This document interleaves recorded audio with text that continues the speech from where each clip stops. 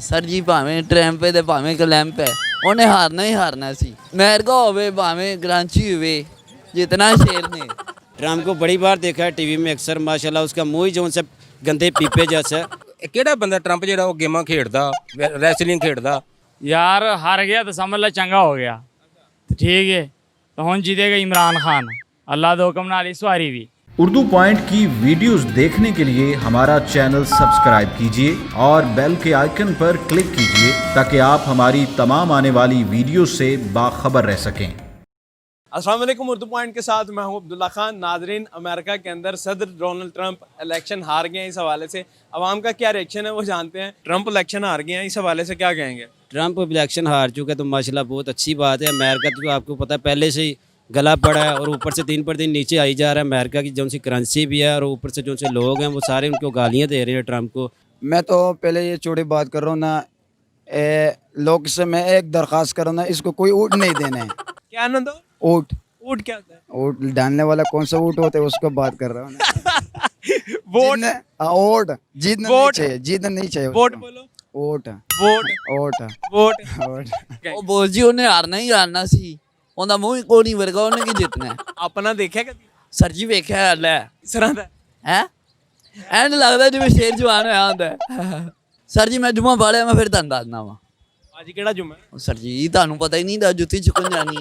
भाई उसने हारना ही था, जिस तरह के उसके काम थे उसने तो हारना ही था।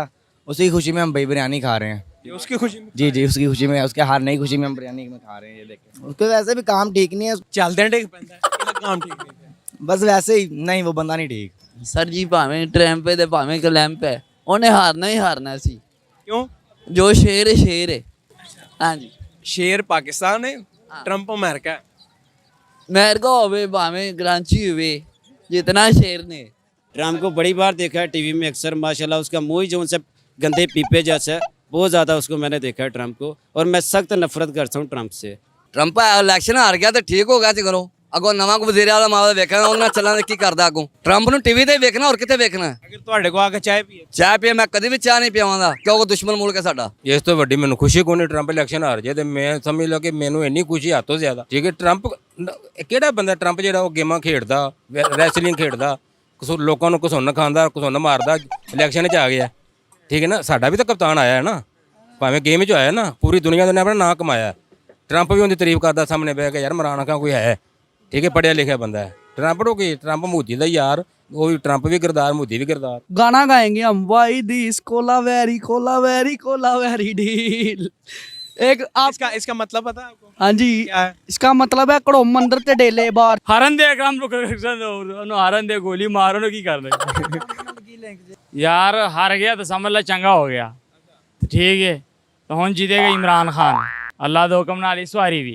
तो नवाज शरीफ ने सानू जलील कीता सी उस्ताद, ना कोई कमाई ते ना कोई चक्कर। हुन इस साल आज ਅਸੀਂ खुश है, अल्लाह दा हुक्म ही। क्या कहेंगे, पुरानी किली रंगा मुंह ही आंदा ਜਿਹੜਾ ਜਿੱਤ ਗਿਆ ਹੈਗਾ। अच्छा अच्छा, कह रहे हैंगर ते माइट दासा कर ले। सही बात है। ये तो बहुत अच्छा हुआ कि हार गया। क्यों? यार ये इन्होंने इसी वजह से ये मार्केटों की काम भी जॉनसन ने बहुत बुरे हाल कर दिए इसी वजह से। हाँ, ट्रंप की वजह से मार्केट का बुरा अब मार्केट का बहुत ज़्यादा बुरा हाल हो गया, ज़रा नहीं बहुत ज़्यादा भी हो रहा हुआ। बिला परेशान मार्केट वेख के बिला परेशान। मेरे नाल रहिंदा चुम्मी बाई मैनू कहंदा मार्केट आ मार्केट वेख के बिला परेशान। मैनू कहंदा चल चलीए घूमन फिरन, मैं क्या नहीं यार, बिला परेशान मैनू कहंदा भाई आ बह चाह पी, वेख के बिला परेशान। चुंगी अमरसूद से ट्रंप जीत गया। चुंगू अमरसूद से ट्रंप जीत गया, तो ऐसे ना हो कि टंगसाली से वो जीत जाए।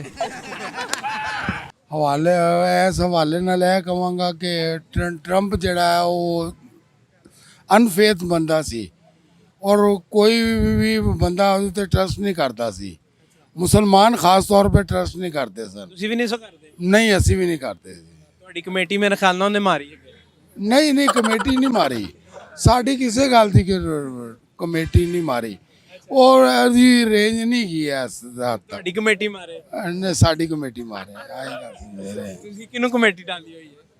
ਅਸੀਂ ਕਿਸੇ ਨੂੰ ਵੀ ਕਮੇਟੀ ਪਾਏ, ਉਹ ਮਾਈ ਨਸ ਗਈ ਤੇ ਫੇਰ कोई अल्लाह दी जात को रहम कर।